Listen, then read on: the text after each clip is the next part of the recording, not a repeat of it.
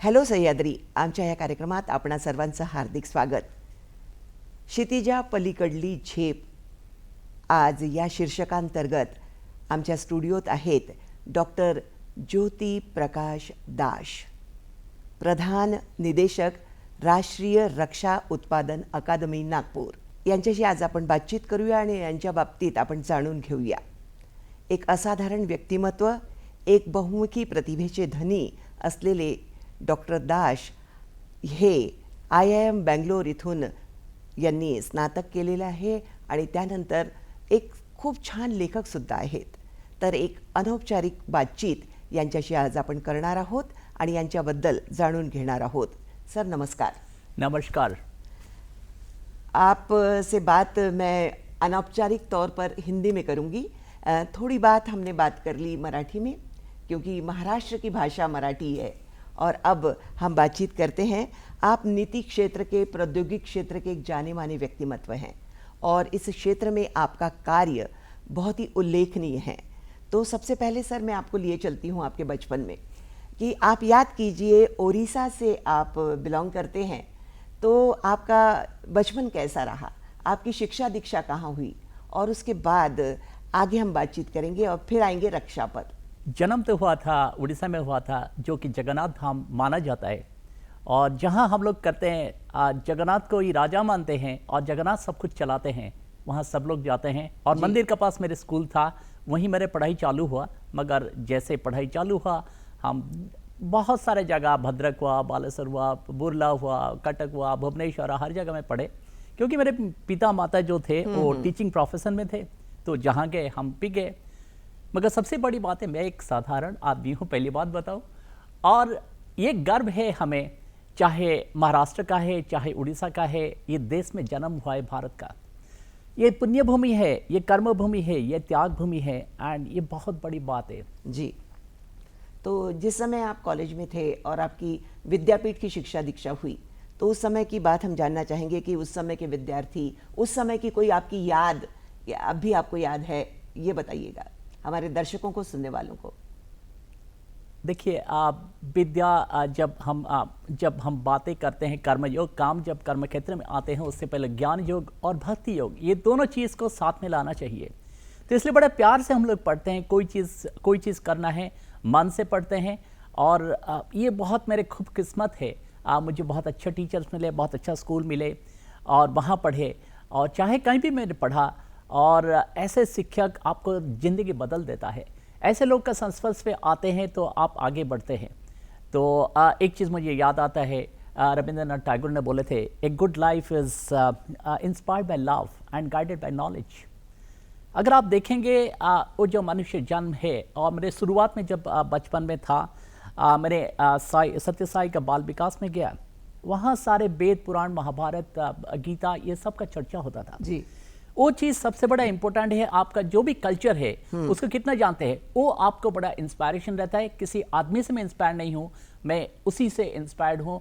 भारत का इतिहास, भारत का संस्कृति, इसी से मैं सबसे ज़्यादा इंस्पायर्ड हूँ. क्या बात है. भारत की इतिहास, भारत की संस्कृति और भारत का जो दर्शन है, इसे आप इतना उच्च मानते हैं कि उन्हीं को ही आपने अपना गुरु मान लिया और उन्हीं से ही आप प्रोत्साहित होते रहे और ज़िंदगी में आगे बढ़ते रहे. सर, रक्षा क्षेत्र में आप आए हैं, तो एक सवाल मेरा यह है कि इस क्षेत्र में आना ये महज इत्तेफाक था या फिर आपने एक सोचा समझा हुआ आपका निर्णय था? देखिए बचपन में हमारे टाइम पे इतना ज़्यादा एवेन्यूज़ नहीं था कैरियर का। हम लोग सोचते थे इंजीनियर बनेंगे, तो मैंने इंजीनियरिंग का एग्ज़ाम दिया और मैंने सोचा कहाँ सबसे ज़्यादा टेक्नोलॉजी का इस्तेमाल होता है। पहले होता है डिफेंस में ही होता है, तो मैंने बोला डिफेंस सेक्टर ज्वाइन करेंगे जहाँ की as a engineer I can contribute over there. जी जी जी। तो आप शुरुआत कहाँ से होती है आपकी, कि जब पहला अनुभव इंसान को बहुत अच्छा लगता है ना, कहते हैं कि जब पहली स्कूल, पहला कॉलेज, पहले पहले जो मित्र होते हैं या पहला पहला प्यार इंसान कभी नहीं भूलता। तो पहली बार आपने कहाँ ज्वाइन किया और ज्वाइन करने के बाद में वो याद होती है ना पहला दिन, तो वो बताइएगा। पहले तो मेरे ये सी नागपुर से हुआ था। नागपुर में हमने ज्वाइन किए। नागपुर में तब इसको बोला जाता था, स्टाफ कॉलेज बोला जाता था। यहाँ मैंने आया और यहाँ ज्वाइन किया और पहले सीतामढ़ी में गणेश जी का दर्शन किया। अच्छा वाह, टेकड़ी के गणपति या वहीं के पास मैंने होटल लिया और फिर भगवान का दर्शन किया। अच्छे लंबी शुरुआत है जी। तो वहाँ से आपकी शुरुआत होती है जी। तो इस जो हमारा जो नागपुर की अकादमी है ऑर्डिनेंस फैक्ट्री, इससे आपका संबंध बहुत पुराना है, यानी मुझे ऐसा लगता है कि शुरुआत आपकी यहाँ से हुई है। हाँ तो जी। सर हम हरदम देखते हैं जब भी बाहर से जाते हैं कि आयुध निर्माणी है ना, और या ऑर्डिनेंस फैक्ट्री हम कहते हैं। तो सर इसकी क्या भूमिका होती है हमारे रक्षा क्षेत्र में, ये थोड़ा सा आप विशद करेंगे हमारे दर्शकों के लिए तो बेहतर होगा। देखिए रक्षा क्षेत्र में हम लोग हमेशा जानते हैं फौजी लोग आगे रहते हैं, चाहे आर्मी है, नेवी है, एयरफोर्स है, बट उसके पीछे अगर देखेंगे कौन सी चीज़ उनको आगे जिताता है, वो है टेक्नोलॉजी। और टेक्नोलॉजी के पीछे कौन बनाता है, वो है निर्माणियाँ, जो कि आयुध निर्माण यहाँ चाहे डिफेंस पब्लिक सेक्टर यूनिट है, चाहे प्राइवेट सेक्टर है, ये सारे उसके बनाते हैं। तो ये जितना भारत में जब पहली शुरुआत हुआ, ब्रिटिशर्स का टाइम भी चालू हुआ। 1802 में एक फैक्ट्री उन्होंने चालू किया, gun and shell factory Kashipur. तो उसके बाद इसका जो बढ़ता गया, जैसे सेकेंड वर्ल्ड वॉर हुआ, उस टाइम पे उनको लगा, क्योंकि युद्ध चल रहा था, तो वहां से ब्रिटिशर्स यूके से, यूरोप से आके सामान आएगा, यहां से लड़ाई करेंगे, उनके लिए पॉसिबल नहीं था जी। तो उन्होंने सोचे यहाँ और कुछ बढ़ाया जाए। तो फिर उसके बाद आप लोगों को पता है हम लोगों ने 62 चाइनीज वॉर में हम लोगों ने तो हमारा उस टाइम ठीक से लड़ाई नहीं कर पाए। तो उसके बाद सरकार ने ये निर्णय लिया, आगे को हम इसको बढ़ाएंगे, आयुध निर्माण को बढ़ाएंगे। ऐसे सारे आयुध निर्माण बढ़ता गया और आज का डेट में 41 ऑर्डिनेंस फैक्ट्रीज है। तो वो ऑर्डिनेंस फैक्ट्री बोर्ड का अंदर काम करता था और 2021 में एक बहुत इंपॉर्टेंट डिसीजन सरकार ने लिया, इनको कॉर्पोरेशन कर दिया गया है। अब इस 7 डीपीयूसी के अंदर ये सारे कॉर्पोरेट और एंटिटी काम करते हैं। जी जी। सर हम कहते हैं कि आयुध निर्माणी, तो दिमाग में एक आता है कि आयुध है ना, तो आयुध में कौन से आयुध यहाँ बनते होंगे, ये बहुत ही छोटी सी एक बाल जिज्ञासा का प्रश्न है, पर आप उसे बहुत अच्छी तरह सुलझा सकते हैं। आयुध जो आपको शक्ति देता है, जो आपको जिताता है, तो आयुध चाहे आप अस्त्र शस्त्र जितना भी तरह का आप सोच सकते हैं, चाहे ट्रेडिशनल वेपन से लेकर चाहे मॉडर्न वेपन्स, हम लोग ज़्यादातर आयुध निर्माणियाँ, क्योंकि नेवल सेक्टर में 3 DPSUs है जी। और एरियल कम्बैट के लिए आपका हिंदुस्तान एरोनॉटिक्स लिमिटेड है। तो हम लोग क्या बनाते हैं, हम लोग बंदूक, तोप, गोला बारूद, फिर सारे उसके जो ऑप्टिकल साइट्स वगैरह बनाते हैं। ये सारे चीज़ जो है, मिसाइल्स का कुछ कंपोनेंट बनाते हैं, ये सारे चीज़ आयुध निर्माण में बनता है। आपको विश्वास नहीं होगा कि ये सारी चीज़ें हमें बड़े ऊपरी तौर पर अभी तक मालूम थी, आज पहली बार इसका बहुत अच्छी तरीके से आपने विश्लेषण किया। मुझे ये बताइएगा कि आपके ज़िंदगी में बहुत सारे माइलस्टोन्स रहे होंगे, बहुत सारी पादानें आई होंगी, तो ऐसे उल्लेखनीय माइलस्टोन्स जो आप पर जिम्मेदारी सौंपी गई और आपने बखूबी उसे निभाई और लोगों ने उसे बड़ा सराहा, हमारी मिनिस्ट्री ने सराहा, इस बारे में बताइएगा। देखिए, आप लाइफ तो कभी सिंपल नहीं होता है, लाइफ में चैलेंजेस आता है, हर तरीके का चैलेंज आता है, बट शुरुआत कैसे हुआ वो भी मैं बताऊंगा। और आप बताए स्ट्राइक, घिराव, एक्सीडेंट, हर तरह हर चीज़ का हमने सामना किया। एंड आज जो आया है, हर चीज़ मैंने शुरुआत में मैं ज्वाइन किया। देखिए, मैंने जब ज्वाइन किया, ऑर्डिनेंस फैक्ट्री शाहजहाँपुर था, यूपी में था, बहुत मैं कभी देखा नहीं था, वहाँ कभी नहीं गया था जी। तो जनरल से मिला, उनको पूछा, जनरल पूछे भाई तुम कहाँ काम करोगे, तुम इलेक्ट्रिकल इंजीनियर हो। तो मैंने ये जवाब दिया आपको जो एरिया सबसे ज्यादा डिफिकल्ट लगता है, जो सबसे चैलेंजिंग है, वो मुझे दे दीजिए। चैलेंजेस लेना हाँ, आपको बहुत चैलेंज पसंद है। लेगा, चैलेंज दे दीजिए। मैं फिर जी, जी। उन्होंने कुछ और सेक्शन दे दिया, मुझे प्रोडक्शन सेक्शन दे दिया वहाँ, तो फिर मैंने वहाँ काम किया। और तो इस टाइप का जो है आपका, तो फिर मेरी बड़ी इंटरेस्टिंग बातें बताऊंगा। मैंने जब काम किया, जी 1 महीने के बाद वो बुलाते हैं, 2 महीने के बाद बोलते, दाश तुम काम नहीं करते हो? मैं तो मन लगा के काम करता था। तो बोले, देखो तुम्हारे खिलाफ कोई यूनियन वाला बोलता नहीं, गेट मीटिंग होता है वहाँ कोई नहीं बोलता है। तो मैंने बोला तो इसका मतलब ये है, हम लोग सब काम करते हैं, सरकारी कर्मचारी है, वाह लेने के लिए काम करते हैं, वो चीज काम नहीं करना चाहिए। उनका ये संदेश था, आपको जो कर्तव्य है कर्मयोगी के आधार पर जो कर्म करना है, वो चीज आपको करना पड़ेगा जी। तो ये बहुत बड़ा मेरे लिए संदेश था। आगे को जैसे बढ़ा, पावर फेल्योर होता था और मैं पूरा टाउनशिप देखता था, इलेक्ट्रिकल मेंटेनेंस भी देखता था उस जी। टाइम पे। तो सारे लोग मेरे घर आ गए, मैं हॉस्टल में रहता था, 200 लोग आपके घर के सामने और पत्थरबाजी हो रहा है, आपको उसका बीच में आपको जनता का सामने जाना पड़ेगा, ऐसा आप छुप नहीं सकते। तो ये सबसे बड़ी बात है, क्योंकि आपका कॉन्फिडेंस है, आपका वो कॉन्फिडेंस है, मैं इनको करके दिखाऊंगा और लोगों का विश्वास है आपका पर। ये अगर ये दोनों चीज है, आप किसी भी परिस्थिति में आप उसका सामना कर सकते हैं। मैंने उनके साथ गया, मैंने बोला अभी रिपेयर हो रहा है, हो जाएगा, एंड उसका पर हम लोग को रिपेयर किए और बहुत जल्दी हमने फिर बैक कर दिया। लोगों को तकलीफ तो होता था, बट ये हो रहा।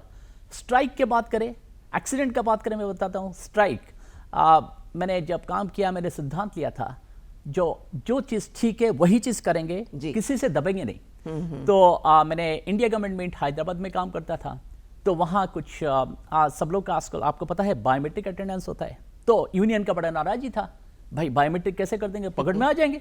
तो उनका बड़ा विरोध था जी। एंड उन्होंने एक दिन ऐसे बातचीत होता था, मैंने बोला तब ये करना है, तो एक दिन अचानक से उन्होंने स्ट्राइक कर लिया।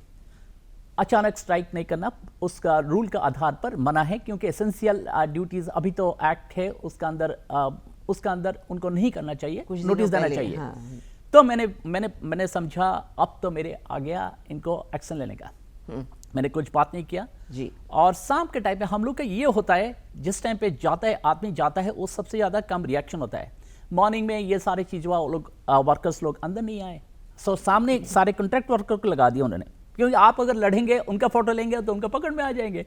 तो सामने लाइन में सारे लेडीज और कॉन्ट्रैक्ट वर्कर रहते थे और पीछे की तरफ ये लोग रहे और हमने सारे रिकॉर्डिंग कर दिए। और शाम के टाइम पे जैसे गए और मैंने फिर उनको चार्जशीट थमा दिया और सस्पेंड कर दिया। तो और हेडक्वार्टर से बड़े प्रेशर था, उन कभी हुआ नहीं था 60 साल का हिस्ट्री में, कभी इस टाइप का हुआ नहीं था, जो कि general secretary of the union को सस्पेंड कर दिया गया। तो फिर उनका बड़ा हेडक्वार्टर बोले, भाई तुम उसको सुलझाओ। मैंने बोला मैं तो हटने वाला नहीं हूँ। तो फिर अगले दिन फिर क्या, अगले एक दिन का बातचीत चला, फिर उनके साथ बातचीत चला। जी। फिर उनके बाद मैंने वापस किया, मगर फिर उनको जब सस्पेंशन वापस किया, फिर बोला उनका चार्जशीट दे दिया जी। तो उससे एक संदेश गया, क्योंकि पुलिस लोग आ गए, फिर मेरा अच्छा संपर्क था पुलिस से था, फैक्ट्री के अंदर पुलिस आ गए, फैक्ट्री नॉर्मल चलता रहा और आगे को बिल्कुल फिर सब कुछ ठीक ठाक हो गया। वो लोग दुखी थे, बट ये आपको कहने में मुझे गर्व है, आज उसी यूनियन वाला ने, मैं जब छोड़ा उसके बाद ये जानते थे ये आदमी जो है ये आगे को फैक्ट्री को बढ़ाएगा। उनका ये कहना होता था जो मॉडर्नाइजेशन होना है, फैक्ट्री को आगे बढ़ाना है, वो मुझे पूछते थे। तो ये जो स्थिति है, बिकॉज आप काम पे बिल्कुल लगे हैं और देश को आगे लेने का संकल्प लिए हैं, तो इसलिए सब लोग आपका साथ देंगे। उनको रोल के लिए उनका अपोजिशन करना है, वो करेंगे। तीसरी बात एक्सीडेंट का बात करता हूँ, आपको स्ट्राइक का बताया। नहीं, बिल्कुल अच्छी बात है, आप हर पहलू के ऊपर नजर डाल रहे हैं जी। एक एक्सीडेंट हुआ, मैंने शाम के टाइम पे रहा, मैंने सेफ्टी देखता था, जैसे आपने गोला बारूद फैक्ट्री देखे, मैंने खमारिया में, जबलपुर के खमारिया होता था, तो शाम के टाइम पे एक्सीडेंट, एक सडनली ब्लास्टेड स्टार्टेड, बम बम दम दम दम दम स्टार्ट हो गया। देन भगवान का कृपा है, उस दिन रात को हमने कंट्रोल किए। बट जिससे सबसे बड़ी जो एक्सीडेंट की मैं बात करता हूँ, हम लोग क्या करते हैं, जो एमुनिशन खराब हो जाता है, ऑब्सोलेट हो जाता है, फिर खराब हो जाता है, उसको तो आपको खराब फेंकना पड़ेगा। हाँ। तो उसका हम लोगों ने पुलगांव, यहाँ एक पुलगांव है, चांदा का यहाँ है, हाँ, महाराष्ट्र में है। हाँ। तो वहाँ हम लोगों ने सारे को डिस्पोज करते हैं, वहाँ बड़े ग्राउंड है, तो वहाँ जाके एमुनिशन डिस्पोजल होता है जी। तो वहाँ एक दिन सवेरे मेरे खबर आया, पूरा मेरे प्लान चल रहा था, ट्रक डेली जाता था, वहाँ जाते ब्लास्टिंग होता था, ओपन ब्लास्टिंग होता था। एक दिन सवेरे मेरे खबर आया, आज एक ब्लास्ट हो गया और 6 आदमी मर गए। ओहो। और उसमें कोई लड़ाई झगड़ा में एक्चुअली जब सेफ्टी का प्रोसीड्यूर आप फॉलो नहीं करते हैं जी। तब क्या तकलीफ हुआ, एक कॉन्ट्रैक्ट वर्कर था जिसने कि उनका एम्प्लॉय किए थे जी। उन्होंने आके एमिनेशन को गुस्से में फेंक दिया। जैसे उसने फेंका और उसने चारों तरफ जितना लोग थे वो घायल हो गए। सर ये ब्लास्ट के बाद आपकी क्या एक्शन हाँ, रही? मैं बता रहा हूं। ये हम जानते हैं सर, पर बीच में ले लेते हैं एक छोटा सा अंतर। तुम्ही कुठेही जाऊ नका, भेटूया या विश्रांतीनंतर।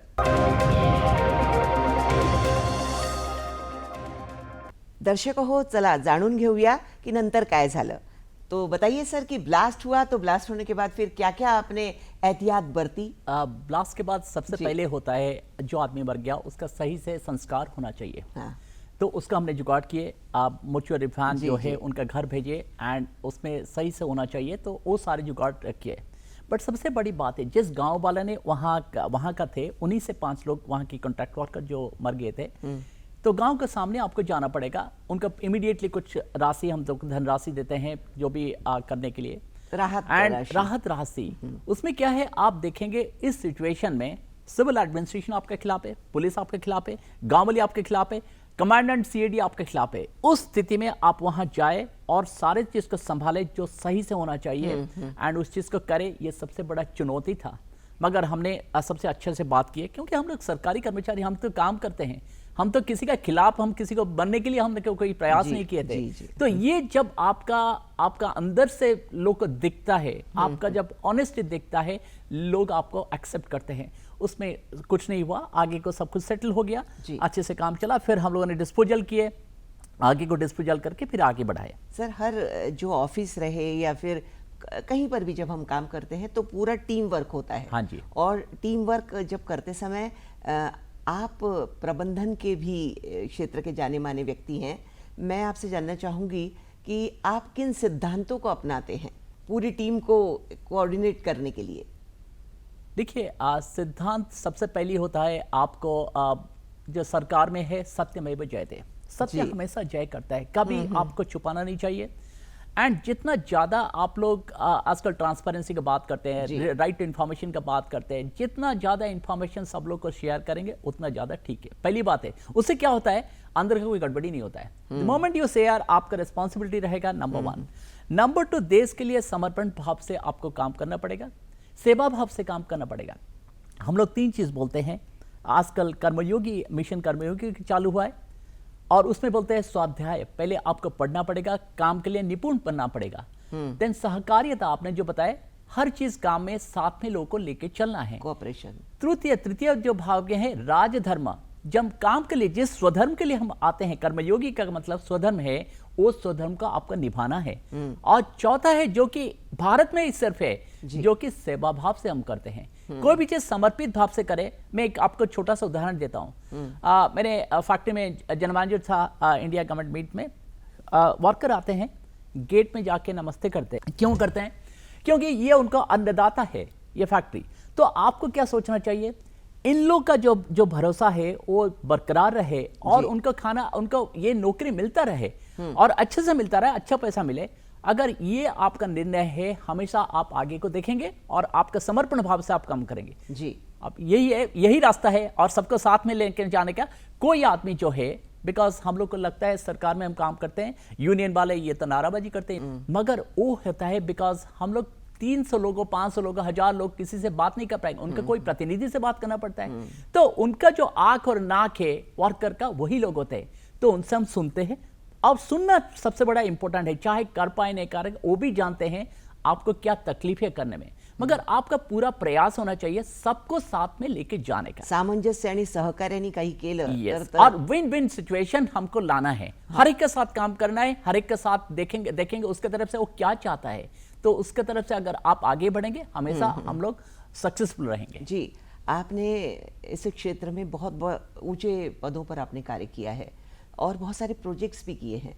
तो किसी प्रोजेक्ट के बारे में हमें बताइए कि जिस पर आपको नाज है, गर्व है। 2 प्रोजेक्ट में पहले बताओ। देश में आप लोग हम सोचते हैं कैसे इतिहास को हम बरकरार रखें, लोग गर्व करें देश का ऊपर। पहली बार मैंने निजाम्स का मिंट का जो पुराना मिंट था, उसको मैंने अमृत काल में, जो अमृत काल है उसी टाइम पे 75 इयर्स ऑफ इंडिपेंडेंस जिस पर आपकी एक बुक भी है। हाँ, मेरे बुक है। तो वहाँ का हमने समर्पित किया, एक वहाँ म्यूजियम बनाया, उनका पहली बात है। और यहाँ नागपुर में देखिए, आपने जहाँ जर्नी चालू किया है, जहाँ स्टूडेंट थे, उस कॉलेज का अगर आप हेड करते हैं, वो बहुत गर्व की बात होता है। बट सबसे बड़ी बात होता है, देश बदल रहा है। जो देश 75 ईयर्स पहले था, जो आज का दो देश है, जो हम आज विकसित भारत का देखते हैं, उसका दिशा में हम लोगों ने देखे और एक कोर्स चालू किया, पीजीडीएम इन डिफेंस। ये कोर्स है देश का पहली कोर्स है जो कि डिफेंस सेक्टर का कोर्स है। तो ये जब चालू किया, बहुत सारे नई चुनौतियां थे, क्योंकि हम लोग एक ट्रेनिंग इंस्टीट्यूशन थे, प्रशिक्षण संस्थान थे। वहां आदमी आ जाते हैं, क्लास ले लेते हैं, उनको वापस भेज देते हैं, आपका सब कुछ है। बट एक एजुकेशन सेक्टर में सर, आपका ये कहना था कि वहाँ केवल प्रशिक्षण दिया जाता था एक ग्रेड अधिकारियों को। हाँ जी। पर आपने वहाँ पर कॉलेज शुरू किया। कॉलेज चालू किया। हाँ जी। तो सर, मैं यहाँ पर एक आपसे सवाल करना चाहूँगी कि इसमें भर्ती कैसे होती है और कहाँ के लोग यहाँ पर एडमिशन ले सकते हैं? देखिए, आप जो हम आज को बोलते हैं यंग टैलेंट, वो सारे सबके लिए ओपन है। प्रशिक्षण तो सब आपके लोग के लिए, आपके लोग के लिए था, मगर ये सारे सब कुछ सबको लोग के लिए, एनीबडी ग्रेजुएट जो भी है वो अप्लाई कर सकता है। एक एग्जाम होता है, एंट्रेंस टेस्ट होता है, उसका अंदर वो सिलेक्शन होता है। सिलेक्शन के बाद 2 साल का यहाँ हम लोग ट्रेनिंग करते हैं, जो एजुकेशन जो भी करते हैं उनको पढ़ाते हैं, और 2 साल के बाद फिर वो जाता है जो भी डिफेंस इंडस्ट्री है, चाहे छोटा सा स्टार्टअप है, चाहे स्मॉल मीडियम स्केल इंडस्ट्री है, चाहे ऑर्डिनेंस फैक्ट्री है, वहाँ जाता है, फिर काम करता है। जी। तो सर, मैं पहले ऐसा करती हूँ, म्यूजियम के बारे में आपसे पूछ लेती हूँ कि आपने यहाँ पर ऑर्डिनेंस फैक्ट्री में जो म्यूजियम बनाया है, तो उसमें कौन कौन सी चीज़ें हैं और सभी लोग जाकर क्या बढ़िया तरीके से वो देख सकते हैं और किस चीज़ पर गौर कर सकते हैं? हमारे अपना फौज पे आपका गर्व होना चाहिए। गर्व कैसे होगा? आप जब देखेंगे उन्होंने क्या काम किए थे, कौन से हीरो थे, ऐसे कौन सी जीत उन्होंने हासिल किए, और ये सब चीज़ है जो कि स्टाम्प की तरफ से, जिसको फिलाटली कहते हैं, तो उसका अंदर ये बड़ा अच्छे से सामने आ जाएगा। हमारे जो देश का एक ही फिलाटली म्यूजियम है जो कि आर्म फोर्सेस के लिए है, वो हम लोगों ने बनाए हैं। तो उसमें सारे राइट फ्रॉम आपने प्री इंडिपेंडेंस टाइम से लेके अभी तक सारे स्टाम्प्स देख सकते हैं कैसे, और एक वो पार्ट है रक्षा क्षेत्र की, और दूसरा है हमारे एक प्रोडक्ट म्यूजियम है जो कि सारे आजकल स्कूल कॉलेज के बच्चे आते हैं, पब्लिक के लिए ओपन करते हैं, बिकॉज हमें जो करना है, हमको बेस्ट ऑफ द टैलेंट चाहिए। अगर वो लोग देखेंगे, समझ में आएगा वेपन्स क्या होता है, बंदूक क्या होता है, तोप क्या होता है, आर्टिलरी गन क्या होता है, टैंक क्या होता है, जब देखेंगे तब जाके उनको समझ में आएगा इस चीज में क्या करना है। तो लोग आते हैं, उसका सारे मॉडल्स रखा हुआ है और एमुनिशन का मॉडल रखा हुआ है। वहां वो भी दूसरा म्यूजियम है, हमारा वो वाला म्यूजियम है। जी। पीजीडीएम के बारे में मैं आपसे बातचीत करती हूँ। हाँ जी। पर हम थोड़ी देर के लिए थोड़ा राहत लेते हैं। तुम्ही कुठेही जाऊ नका, भेटूया या विश्रांतीनंतर। हॅलो सह्याद्री, आमच्या या कार्यक्रमात परत एकदा आपणा सर्वांचं हार्दिक स्वागत। आपण आज बोलत आहोत एक अशा बहुमुखी प्रतिभेशी की जे आज आमच्या सोबत आहेत आणि प्रधान निदेशक राष्ट्रीय रक्षा उत्पादन अकादमी नागपूर इथले डॉक्टर ज्योती प्रकाश दास, आणि जे आज आपल्याला सांगता आहेत ऑर्डिनन्स फॅक्टरी नागपूर याबाबत आणि पीजीडीएम म्हणजे post graduate diploma in management. तर डिफेन्स क्षेत्रात असा मॅनेजमेंटचा कोर्स काय असू शकतो याबाबत चला आपण बोलूया दास सरांशी। तो बताइए सर, पीजीडीएम आपने कहा, तो उसमें मुझे ऐसा लगता है कि बच्चों का सर्वांगीण विकास इस क्षेत्र के आप करते हैं, और उसमें चाहे स्पोर्ट्स हो, चाहे उनको पढ़ाना हो, चाहे बाकी लोगों के साथ उनका कंपटीशन हो, चाहे इनोवेशन हो, ये सारी चीज़ें आपने उसमें भरी हैं और उसकी शुरुआत करने का श्रेय भी आपको जाता है। तो बताइएगा कि क्या क्या चीज़ें यहाँ पर की जाती हैं ताकि एक बहुत अच्छा व्यक्तिमत्व तैयार होकर बाहर निकले। पहले मैं जरूरत का बात करता हूँ। सरकार ने निर्णय किया है मेक इन इंडिया करने के लिए। जी। मेक इन इंडिया तो सर प्रोडक्शन होता है। हाँ। मेक इन इंडिया से आगे बढ़ेगा नहीं देश, डिजाइन इंडिया होना चाहिए। डिजाइन अगर जब देश में नहीं है, आपका टेक्नोलॉजी नहीं है, आप नहीं कर पाएंगे। अगर डिजाइन इन इंडिया चाहिए, थिंक इन इंडिया होना चाहिए। आपका अंदर वो चाहत होना चाहिए आगे टेक्नोलॉजी बनाने का। तो ये जो आत्मनिर्भरता की बात करते हैं, एक ये निर्णय है, आपका मन का विश्वास है मैं दूसरे के ऊपर किसी का निर्भर नहीं करूंगा, अपना शक्ति को जागरूक करना है। उसके लिए 3 चीज चाहिए आपको। लीडरशिप क्वालिटी चाहिए, नेतृत्व का क्वालिटी चाहिए, और जो फाउंडेशन है हमेशा एथिक्स का ऊपर होता है, जिसको कि हम पर्पस से जोड़ते हैं। एक ये चीज है। दूसरा चीज़ है जो बिजनेस में हमेशा आप देखते हैं तरह तरह का तकलीफें आते हैं, तो कॉम्प्लेक्स जो प्रॉब्लम सॉल्विंग एबिलिटी है हम जिसको बोलते हैं, सॉल्व करने का एबिलिटी होना चाहिए। और तीसरी चीज़ जो आपने बताया, सही बताया, नवाचार, R&D, इनोवेशन, ये सारी चीज़ का पर फोकस होना चाहिए। ये तीनों चीज़ को बैलेंस करके चलना है। जैसे जनरल MBA है, जो चीज पढ़ाते हैं, ऑपरेशन पढ़ाएंगे, HR पढ़ाएंगे, मार्केटिंग पढ़ाएंगे, फाइनेंस पढ़ाएंगे, बेसिक है, इसका बिना आप चल नहीं सकते हैं जी। आजकल हम क्या बात करते हैं, टी स्किल का बात करते हैं, ये तो बेस हो गया। और जो टी वाला जो डंडा है, टी वाला, वो है डिफेंस का ऊपर है। आप देखेंगे डिफेंस कहां जा रहा है, डिफेंस टेक्नोलॉजी का ऊपर जा रहा है, तो टेक्नोलॉजी मैनेजमेंट पढ़ाएंगे, AI का ऊपर चल रहा है, AI, ML, साइबर सिक्योरिटी, ये सारी चीज देखेंगे। तो ये सारे डिफेंस का प्रोसीड्योर, कस्टमर को क्या चाहते हैं, कस्टमर का वॉरफेयर कैसे होता है, तो cyber security in defence, cyber security warfare कैसे होता है, सो दैट अगर आपको उस चीज का अगर बढ़ाना है तो आपको समझना पड़ेगा कस्टमर की तरफ से भाई क्या चीज होता है।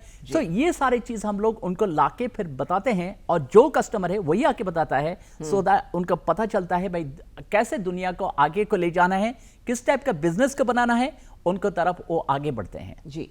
तो सर इसकी कितनी बैचेस निकल चुकी हैं अब तक? इसका एक बैच तो पास आउट हो चुका है, और अभी 2 बैच चालू है। अभी एक बैच पास आउट होगा और दूसरा बैच तो चलता रहता है जी। तो हमारे ऑनरेबल गवर्नर थे राधा कृष्णन साहब, तो उन्होंने पहले कन्वोकेशन हुआ अभी लास्ट ईयर में, अभी दूसरा बैच पास आउट करेगा जी। तो इसमें नीति निर्माण सिखाया जाता है, उसके अलावा प्रौद्योगिकी सिखाई जाती है, फिर AI थ्रू और बहुत सारी साइबर सिक्योरिटी की बातें भी इसके अंतर्गत होती हैं, और एक स्टूडेंट का सर्वांगीण विकास किस तरह किया जाए इस और बहुत ध्यान दिया जाता है।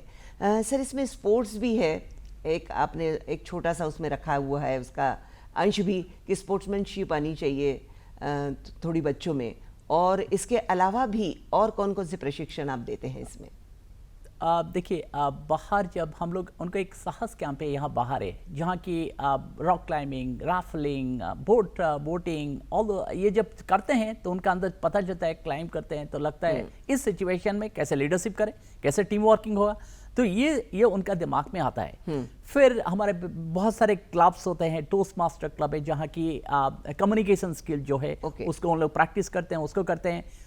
सबसे बड़ी बात है क्यों स्पोर्ट्स का महत्व है, 2 चीज देखिए, दुनिया बदलता रहता है, टेक्नोलॉजी बदलता रहता है। हम लोगों ने ये समझ में आया, बेसिक आपका एथिक्स और नॉलेज एक तो टेक्निकल नॉलेज है, बट आपको स्ट्रेस मैनेजमेंट करने का आपका ताकत होना चाहिए।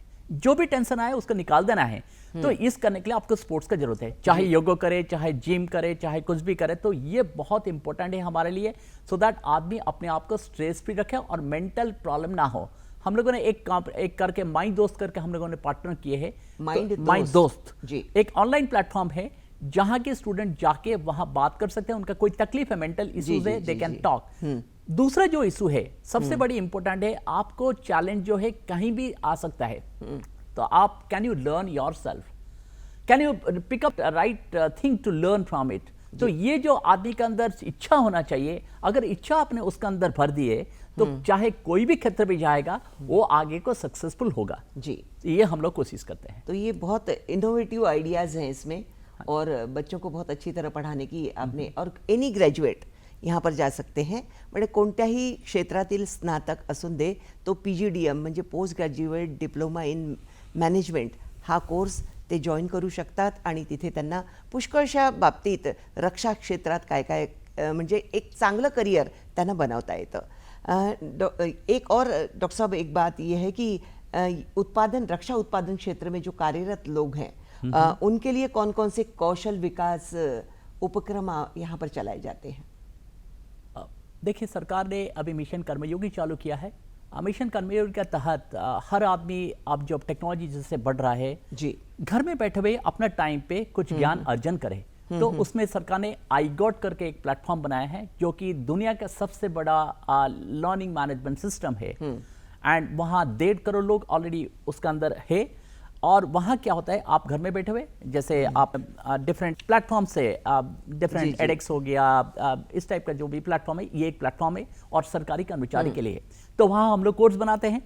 और आपको ये सुन के बड़े खुशी होगी, लगभग 9 लाख लोग हमारे कोर्स लिए हैं, रजिस्टर किए हैं और 5 लाख से ऊपर ऑलरेडी उनको फिनिश कर चुके हैं। हमारे रेटिंग जो है 4, 4.5 के ऊपर है। और देखेंगे जो ऑनलाइन कोर्सेज होता है वहां क्या होता है, नॉर्मली 15-20% अगर लोग कंप्लीट कर ले बहुत बड़ी बात होती है। सर, ये ऑनलाइन कोर्सेज किसके लिए होते हैं? सारे सरकारी कर्मचारी के लिए हम ये एक है। दूसरा है हम लोग जो प्रबंधन कार्यक्रम करते हैं, प्रशिक्षण कार्यक्रम करते हैं, हर साल में हम उसको एमडीपी बोलते हैं। एक एमडीपी कैलेंडर हर साल में होता है। इस साल का कैलेंडर बना है, उसमें तरह तरह का कोर्सेस होता है। लोग आते हैं। अभी हमारा 2 सर्टिफिकेशन कोर्स चल रहा है जो कि हाइब्रिड है, मतलब फिजिकल आएंगे, इस क्लास पे आएंगे 2 हफ्ते के लिए, क्योंकि कुछ चीज फिजिकल आपको दिखाना पड़ेगा, लेबोरेटरी में दिखाना पड़ेगा, कुछ चीज ऑनलाइन होगा। तो ये सर्टिफिकेशन कोर्स एमुनिशन पे और एक एक्सप्लोसिव पे हम कर रहे हैं। तो इस तरह का बहुत सारे कार्यक्रम जो कि इंडस्ट्री को जैसे उनका जरूरत होता है वो बताते हैं हमको, हम उसी तरह का बनाते हैं। सिर्फ हम इसके लिए नहीं करते हैं, सिर्फ ऑर्डिनेंस फैक्ट के लिए नहीं करते हैं। अभी हम लोगों ने अदानी के लिए हम लोगों ने क्या, अदानी डिफेंस में गए, कानपुर का उनका कॉम्प्लेक्स में, उनका सारे ऑफिसर्स आए थे और उनको भी हम प्रशिक्षण दिए। सो सिर्फ आजकल आप देखिए दुनिया बदल रहा है, सरकार भी चाहता है सारे लोगों को साथ में लेके डिफेंस इंडस्ट्री को बढ़ाए। तब हम सारे कुछ कोर्सेज उनके लिए भी ओपन कर रखे हैं जो कि वो लोग आ सकते हैं और भी कोर्स कर सकते हैं। जी, आप यानी मेड इन इंडिया ये नारा था, पर आपने थिंक इन इंडिया कर दिया उसको। तो थिंक इन इंडिया करते हुए उत्पादन क्षेत्र में क्या परिवर्तन आपको देखने मिले हैं? देखिए, उत्पादन पत्र में जो प्रगति हुआ है, चाहे आप एक्सपोर्ट्स में 25,000 करोड़ लगभग इस साल और ज़्यादा हो जाएगा। 24,132 करोड़ था, 1.5 लाख करोड़ से ऊपर उत्पादन हो गया डिफेंस का, और 3 लाख करोड़ का सरकार ने निर्णय किया 2029-30 में, और 50,000 करोड़ का एक्सपोर्ट करेगा। तो इसको कैसे करेंगे सारे, क्योंकि देश को सशक्त बना है, समृद्ध बना है, और इसके लिए सारे लोग को साथ में लेके चलना है, ना कि public sector, private sector, startup, MSME, सबको साथ लेके चलना है और सारे लोगों का कैपेसिटी बिल्डिंग हमको करना है। ये हमारा एक्चुअली मिशन है और जिसके लिए हम कार्यरत है। जी सर, थोड़ी देर के लिए फिर हम यहाँ पर एक छोटा सा ब्रेक लेते हैं। तुम्ही कुठेही जाऊ नका, भेटूया या विश्रांतीनंतर। हॅलो सह्याद्री, आमच्या या कार्यक्रमात परत एकदा आपणा सर्वांचं हार्दिक स्वागत। वैश्विक स्तर पर यह स्पर्धा का युग है। यदि स्पर्धा के युग में एनएडीपी की क्या भूमिका है सर, और कौन सी चुनौतियां हैं, ये हमें संक्षेप में बताइए। देखिए, हम विकसित भारत का सपना देख रहे हैं और विकसित भारत का निर्माण करने के लिए बहुत अच्छा टैलेंटेड लोग होना चाहिए। जैसे आप आगे बढ़ते रहते हैं, टुडे हम लोग 4th लार्जेस्ट इकोनॉमी, जी, जैसे दूसरे लोग को चुनौती देते हैं उनका तरफ से वो उतना रिएक्शन आएगा। ओहो, तो ये सबसे बड़ी बात है। एंड आज के देश में हमारा टेक्नोलॉजी जो डेवलपमेंट है, देखिए हमारा जो मैन्युफैक्चरिंग सेक्टर है, सर्विस सेक्टर सबसे ज़्यादा इकोनॉमी का पार्ट है, और इसको मैन्युफैक्चरिंग साइड से हमको ले जाना है, नए टेक्नोलॉजी का डेवलप करना है। ये सबसे बड़ी चुनौती है। और आगे को सिर्फ ये नहीं है, बिकॉज देश के बारे में आपको 2 तरीके से सोचना पड़ेगा। एक तो क्लाइमेट चेंजेस, एंड ये जो चेंजेस हो रहा है क्योंकि धरती एक ही है एंड हमारे लिए दूसरा कोई ऑप्शन नहीं है और दूसरा कहीं जाने का। तो ये जो चुनौती है, क्लाइमेट अडेप्टेशन है, पर्यावरण के लिए जो रिस्क है, इसको हम कैसे, इसको डिफेंस सेक्टर में हम लोग नेट जीरो एमिशन का बात कर रहे हैं। नेट जीरो सरकार ने निर्णय किया है, सारे ग्लोबल फोरम में ये डिसाइड हुआ है, 2070 तक हम इसको आगे को प्राप्त करेंगे। जी। तो इसके लिए जितना कार्यक्रम है, कैसे पर्यावरण के लिए हम कैसे कैसे काम करेंगे, वो दूसरा बड़ा चुनौती है। जी सर, अब थोड़ी सी आपकी बात करें, हम आपके व्यक्तित्व की बात करें, तो आप एक बहुत अच्छे लेखक भी हैं। आपने बहुत फाइंडिंग माय इकिगाई, ये एक इकिगाई मुझे ऐसा लगता है जापानी शब्द है। हाँ जी। तो ये किताब क्या है और इसमें आपने क्या दर्शाने की कोशिश की है? देखिए, आदमी जो जन्म होता है, a cat is born as a cat, a dog is born as a dog and it dies as a dog. But आदमी जो जाता है, एक जन्म होता है आदमी होके, बट आगे को कुछ और करना चाहता है, कुछ और चीज छोड़ के चला जाना चाहता है। एंड उसका जो है, हम लोग को जो डिफरेंस है हम लोग का आदमी में, दैट इज इंटेलेक्चुअल कैपेसिटी। और उसको कैसे देश के लिए, दुनिया के लिए कैसे आप उसको इस्तेमाल करेंगे, आपका अंदर एक पर्पस होना चाहिए। जी। तो ये पर्पस कैसे उसको निकालेंगे, आपके अंदर क्या चीज है, आपका वैल्यू सिस्टम क्या है, इस चीज़ का बारे में जो मैंने लिखा हूँ फाइंडिंग योर इकिगाई, बहुत सारे विदेश का वेस्टर्न फिलोसोफर्स हैं, उन्होंने लिखे हैं, उन्होंने अपने हिसाब से लिखे हैं, बट मैं देखा उनमें से कमी है। हर्ट्ज़बर्ग थ्योरी है, मैस्लो थ्योरी है, विक्टर फ्रैंकल बोले हैं, तो हर एक में अब हम देखेंगे हमारे देसी का थ्योरी क्यों नहीं हो सकता है। मैं देखा उस चीज़ का जो आंसर है वो इकिगाई में है, और इकिगाई जब हम अंदर से, इकिगाई का अर्थ क्या इकिगाई का अर्थ है पर्पस। Purpose is that. तो मेरे जीने का क्या पर्पस है, जीने का क्या जीने मतलब क्या है, उद्देश्य है, उस चीज को आपको निकालना है। क्योंकि जब आपको वो चीज लगेगा, आप सवेरे जब उठते हैं, आप 4 जो के उठते हैं, जिसको आपको कुछ करना है, तो वो चीज अगर आपके अंदर आपको समझ लिए, आपका आगे के चाहे कितना भी कोई भी चुनौती आए, आप उसका सामना कर सकते हैं। ये मैंने करीब 20-25 जो महापुरुष है, उनका जीवनी का, उनका जो लाइफ स्टोरी है, उसको मैंने देखा और उनको पूछा, देखा क्या चीज, देश और विदेश के सभी, देश विदेश के सारे क्षेत्र का मैंने लिया, चाहे पॉलिटिशियंस है, चाहे रिलीजियस लीडर्स है, चाहे स्पोर्ट्समैन है, चाहे एक्टर्स है, उनका सारे देखा और उनसे ये निर्णय लिया, हमारी जो चीज़ है, हमारी जो अपना जो गीता में बताया गया है जी, आपका स्वधर्म पालन करना है। स्वधर्म का लिए आपको देखना पड़ेगा आपका कौन सी धर्म है। आपको जब आपका जो इंटेंशन है उसका बात किया गया है। देखिए गांधी और आपका हिटलर दोनों ही तो लोगों को साथ में लेकर थे। लीडर का मतलब क्या होता है, लोगों को साथ में लेकर जाना है। बट एक आदमी दुनिया को आगे को ले गया, एक आदमी दुनिया को पीछे धकेल दिया। दोनों में अंतर क्या है, दोनों को करते थे। आप देखेंगे आपका पर्पस जब दुनिया के लिए, हित के लिए है, वो इंटेंशन का मैटर होता है। जो संकल्प का बात करते हैं, हम गीता में बात करते हैं, संकल्प का बात करते हैं, वो चीज को मैंने बोला हूं, वो थ्योरी में लेके लाया हूं। और एक इंटीग्रेटेड थ्योरी, बहुत सारे लीडरशिप का थ्योरी है, ट्रांजैक्शनल थ्योरी है, ट्रांसफॉर्मेशनल थ्योरी है, वो सारे को मैंने जोड़ के एक नया थ्योरी मैंने किया हूं। तो न्यू थ्योरी का नाम बताइए। इसको मेटा थ्योरी मैंने बोला हूं। Meta theory, Meta theory. Okay. आजकल मेटा एआई की बात बहुत चलती है, इसलिए मेटा थ्योरी। सर यहाँ पर ये फिलोसॉफिकल बुक है, मुझे ऐसा लगता है, यानी आपने पूरी फिलोसॉफी को समझकर मेरे जीवन का क्या उद्देश्य होना चाहिए लोगों के सामने रखा। फिलोसॉफी से ज्यादा है प्रैक्टिकली आप क्या करेंगे। नहीं सर, प्रैक्टिकल के लिए आपकी दूसरी बुक है, वो है आपका जो कैंसर पे जो आपने बुक लिखी है। इसमें भी है, इसमें भी है, मैंने बताया हूँ क्या क्या चीज करना चाहिए लोगों का लाइफ से, आपको क्या सीखना चाहिए, कैसे आप अपना निर्णय देखेंगे, ये सब चीज मैंने बताया हूँ। हाँ जी। My encounter with cancer. Yes sir, यानी ये मैं आपसे पूछना चाहिए नहीं पूछना। हाँ, तो पर आपने जो यानी आपके एवी में या आपके बाकी चीज़ों में उसका उल्लेख है, इसलिए पूछ रही हूँ कि एनकाउंटर विद कैंसर, यानी ये बहुत ही जिजीविषा रखने वाला इंसान जो अपने ज़िंदगी में आगे बढ़ना चाहता है, किसी भी कठिनाई को पार कर ज़िंदगी वैसी ही जीना चाहता है जैसे एक सामान्य आदमी जीता है। तो ये आपकी एनकाउंटर विद कैंसर बुक किस बारे में लिखी है? देखिए, एक दिन तो मौत होता है, मगर मौत पहले से आ जाता है, हम लोग डर जाते हैं।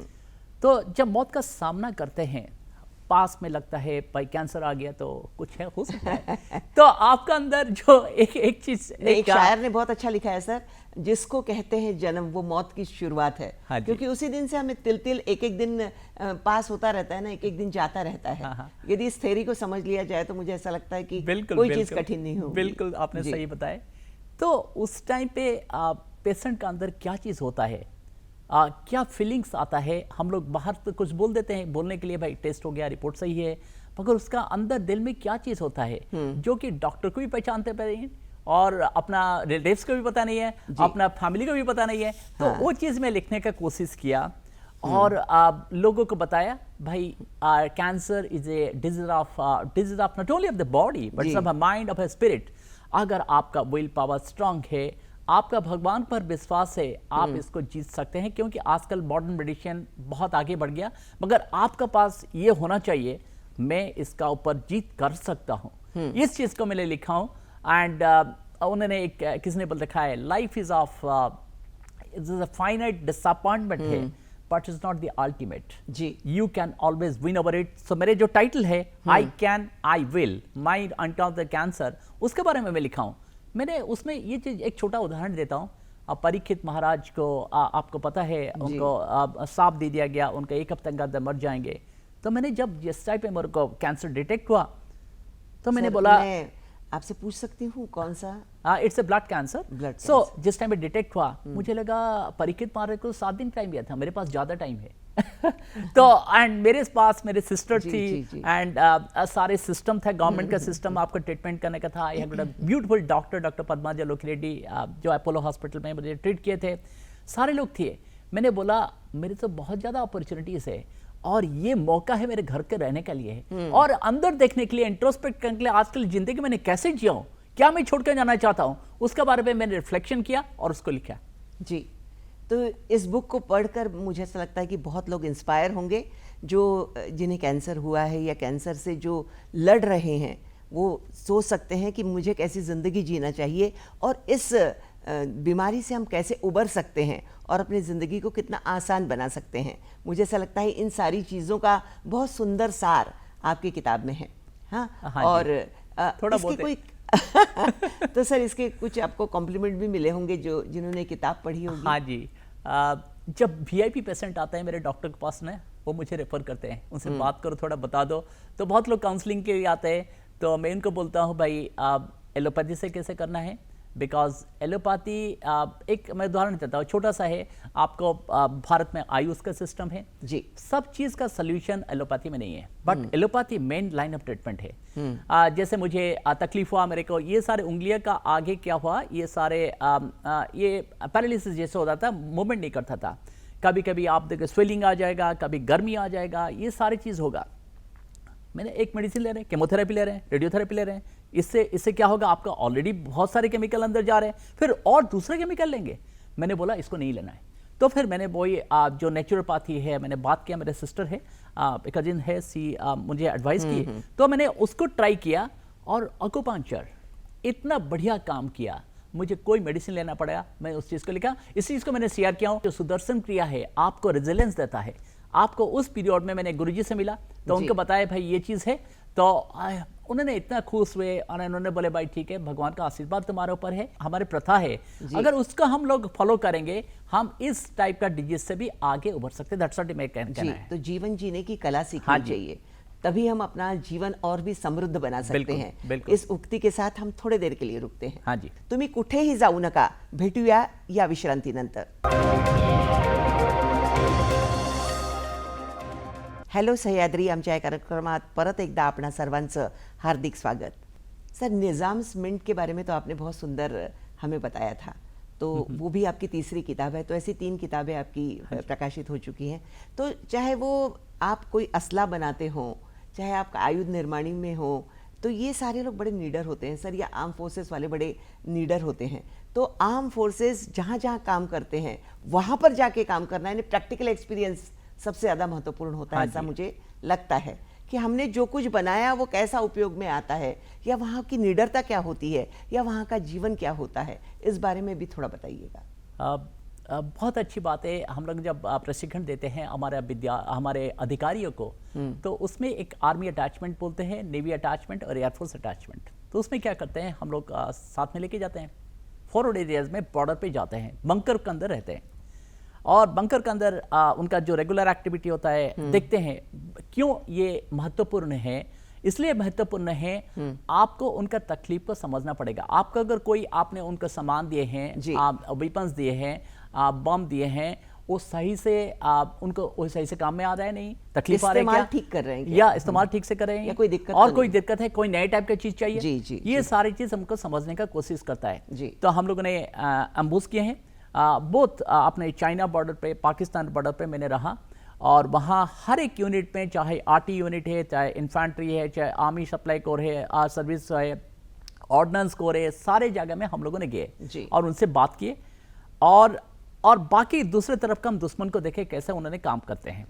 और आपको ये सुन के आपको खुशी होगी, क्योंकि हमारे जो फौजी है अब बहुत समर्पित है। हम दूसरी तरफ देखते हैं उनके तरफ, हमारे जो फौजी है हमेशा स्टैंड अप पोजीशन में रहता है, बंदूक लेके पूरा खड़ा रहता है, सतर्क रहता है, और उनका आदमी आपको देखने मिलेगा बैठे हुए, और ऐसे कैजुअल ड्रेस पे बैठेंगे। आपको तकलीफ जब समझ में आता है, आदमी इतना बड़ा मैंने पहना, जो पटका पहना, जिसको हेलमेट बोलते हैं, हेवी जो बुलेट प्रूफ हेलमेट है उसको पहना, और फिर जो उनका जैकेट है, बुलेट प्रूफ जैकेट पहना, तब मैंने चला। आपके अस्त्र हैं? हाँ, अस्त्र है। चलने में कितना तकलीफ होता है, इतना लोड का ऊपर वो लोग कैसे काम करते हैं आपको समझ में आता है। जी। एंड उस सिचुएशन में जहाँ की बिल्कुल आसमान तुरंत बदल जाता है, तुरंत दिखेगा आपको बादल दिखेगा, उसके बाद बिल्कुल सूर्य किरण दिखेगा और यूवी लाइट से आपका मुंह बंद हो जाएगा। तो ये जब आपको समझ में आता है तो लगता है रिलायबिलिटी क्या चीज़ होता है इक्विपमेंट में, कैसे आप उसको सप्लाई करेंगे। उनके एक छोटी सी मैं उदाहरण देता हूँ। बंदूक का एक स्लिंग होता है जो कि रस्सी होता है जिसको पकड़ में, क्योंकि ये सारी चीज़ बाद में बुलेट प्रूफ जैकेट आता था तो वो टाइट हो गया, तो उनको आप जब लेके स्लिंग लेके फायरिंग करते हैं देन वो टाइट हो जाता है। तो छोटा सा चीज़ है मगर उनको तकलीफ देता था। वो जब हम समझ में आए कोई एक फायरिंग पिन है हमारे गन का फायरिंग पिन, वो बार बार खराब हो जाता था। हम आके हमारे यूनिट में बताए भाई इसको क्यों चेंज नहीं कर देता, इसको कोई तकलीफ है। तो ये सारी चीज़ हम लोग को ज़्यादातर जो आर्म फोर्सेस का उनका फौजी का और ज़्यादा उनको सेटिस्फेक्शन मिलता है हम जब इस सब को हम कर लेते हैं। यानी सहज और सुलभ तरीके से अस्त्रों का कैसे इस्तेमाल किया जाए और आप उसमें नित नवीन इनोवेशन करते रहते हैं, तो ये बहुत अच्छी बात है सर। सर आपके नाम में ज्योति भी है, आपके नाम में प्रकाश भी है, और आपका जितना अभी तक मैंने व्यक्तिमत्व जाना तो मुझे ऐसा लगता है कि पूरी तरह आप डिफेंस सेक्टर को समर्पित व्यक्तिमत्व हैं। आप ये कीजिए, सोचिए, कल्पना कीजिए कि आप इस क्षेत्र में आते ही नहीं तो कौन सा दूसरा ऐसा क्षेत्र होता जो आपको पसंद होता? दूसरे क्षेत्र में मैं हूँ अभी। दोनों का संबंध है, चाहे रक्षा क्षेत्र में चाहे टीचिंग में है, बिकॉज अगले पीढ़ी को आपको बदलना है, ट्रांसफॉर्मेशन करना है। उसके अंदर जो ह्यूमैनिटी है, बिकॉज आजकल तो है, मैं टीचिंग प्रोफेशन का बात करता हूँ, मुझे टीचिंग में बहुत आनंद आता है। मैं आपसे जान सकती हूँ कि फिलहाल आप किन्हें पढ़ा रहे हैं? मैं सारे लोग को प्रशिक्षण शिक्षार्थी को पढ़ाता हूँ, प्रेसिडियम स्टूडेंट को पढ़ाता हूँ, डिफरेंट कॉन्फ्रेंस में जाता हूँ, वहाँ बातें करता रहता हूँ। सो हर तरीके से मैं पढ़ाता हूँ, टॉपिक्स तरह का टॉपिक लेता हूँ। स्ट्रेटेजिक मैनेजमेंट हो गया, कॉर्पोरेट गवर्नेंस हो गया, सस्टेनेबिलिटी हो गया, तो टेक्नोलॉजी मैनेजमेंट हो गया, तरह का सब्जेक्ट लेता हूँ। बट पढ़ाने में जो अंदर आनंद आता है, बिकॉज जिस टाइम पे वो बच्चा देखता है, जो आपका स्टूडेंट है, उसका मुंह में लगता है ये कुछ चीज़ मैं आज नए सीखा, वाह, वो मोमेंट है जो मोमेंट उसका अंदर आता है, जो आप उसके अंदर जो सीड डाल देते हैं, जो कि आगे बढ़ता है, उसमें बड़ा आनंद आता है। तो सर इन छात्रों को भी आपने देखा है, आप देश विदेश घूमे हैं, कई पुरस्कारों से आप सम्मानित हैं, तो कौन सा ऐसा पुरस्कार है जिसे लेते हुए आपने बहुत फक्र महसूस किया? देखिए, पुरस्कार तो आता रहता है, पुरस्कार मैंने गिना नहीं, बहुत सारे हो गए। बट जिस दिन मैंने वो पुरस्कार की मैं बात करता हूँ, मुझे लाल बहादुर शास्त्री का जो बेटा है उन्होंने दिया था, ग्लोरी ऑफ शास्त्री। तो ग्लोरी ऑफ इंडिया अवार्ड था। वाह। तो बहुत मुझे अच्छा लगा। पहली बार एक विदेश का फार्म SAP था, इनोवेशन अवार्ड दिया उन्होंने, वो मेरे पहले अवार्ड था, इंटरनेशनल अवार्ड था, तो बहुत अच्छा लगा जी। और फिर एक बार डॉक्टर सर्वपल्ली राधाकृष्णन अवार्ड्स किसने टीचर्स के लिए मेरे कंट्रीब्यूशन जो है सेक्टर के लिए उसने दिया। तो इस तरह से आता रहता है, अवार्ड तो आता रहता है, बट हर अवार्ड हमको एक नई प्रेरणा देता है ना आगे बढ़ने की। और सर यहाँ पर और एक सवाल मेरा ये है कि आपने यहाँ के छात्रों को भी देखा है, विदेशों में भी आप घूमे हैं, वहाँ भी आपका इंटरेक्शन हुआ होगा, क्या लगता है आपको दोनों की यदि आप तुलना करें तो? देखिए, हमारा जो स्टूडेंट्स है one of the best in the world, कोई कमी नहीं है। हमारे जो प्रॉब्लम है, टीचर्स भी बहुत अच्छे हैं टीचर्स का, बट आजकल जो है इंडस्ट्री कनेक्शन जो है, एकेडमिक इंडस्ट्री कनेक्शन, वो चीज़ में हमारे कमी है जी। तो वो चीज़ से क्या होता है, वहाँ ज़्यादा इनोवेशन के लिए करते हैं, पढ़ाई कम करते हैं, मगर वो पढ़ाई को अप्लाई कैसे करेंगे वो ज़्यादा फॉरेन में ज़्यादा चीज़ होता है जी। जो कि हमारे कोर्स जो है, क्योंकि लोग को एग्जाम देना होता है, हमारे ज़्यादा फोकस रहता है कितना ज़्यादा पढ़ाई करे, लोग कंपटीशन पास करे, वो फोकस थोड़ा हमारा हट जाता है, रिसर्च फोकस हमारा हट जाता है। ये हमारे दोनों का अंतर है, अदरवाइज बाकी में कोई अंतर नहीं है जी। तो सर आज आप आए और आपने बहुत अच्छी जानकारी ऑर्डिनेंस फैक्ट्री के बारे में हम सबको दी, आपके कॉलेज के बारे में दी, छात्रों के बारे में दी, आपकी किताबों के बारे में दी। निश्चित रूप से मुझे ऐसा लगता है कि आपका इंटरव्यू सुनकर, आपका साक्षात्कार सुनकर लोग बहुत प्रेरणा ग्रहण करेंगे और ऐसे एक व्यक्तिमत्व से जो एक लेखक भी है, रक्षा क्षेत्र में नित नवीन प्रयोग जो कर रहे हैं और इस क्षेत्र में अपना नाम उज्जवल कर रहे हैं, ऐसे व्यक्तिमत्व से आज हमने मुलाकात की है। इनकी मुलाकात से, इनके साक्षात्कार से आपको प्रेरणा मिलेगी, इस बात का हमें पूरा विश्वास है। तो सर आज आपका आने के लिए हम बहुत बहुत शुक्रिया अदा करते हैं, बहुत बहुत धन्यवाद देते हैं दूरदर्शन की ओर से कि आज आप आए और आपने विचार हमारे समक्ष रखे। एक ही शब्द में बताऊंगा, जो जॉन एफ कैनेडी ने बताए थे, don't think what the country is giving to you, what you can give to the country. ये आपको इंस्पायर, मेरे जो सारे दर्शक है जो उनके लिए मेरे ये है, आगे को सोचना चाहिए, देश को कैसे आगे बढ़ के ले जाए, विकसित भारत कैसे बनाए, देश को सबसे ऊपर कैसे ले जाए, ये हम लोग का सबका प्रयास होना चाहिए। जी। और ये दूरदर्शनच्या स्टुडिओ माधेव भला आज आनंद झाला। तो सर, आपण इथे आलात आणि खूप छान मार्गदर्शन आमच्या दर्शकांचं केलं, याबद्दल आपले खूप खूप आभार आणि मनापासून आपल्याला धन्यवाद। नमस्कार।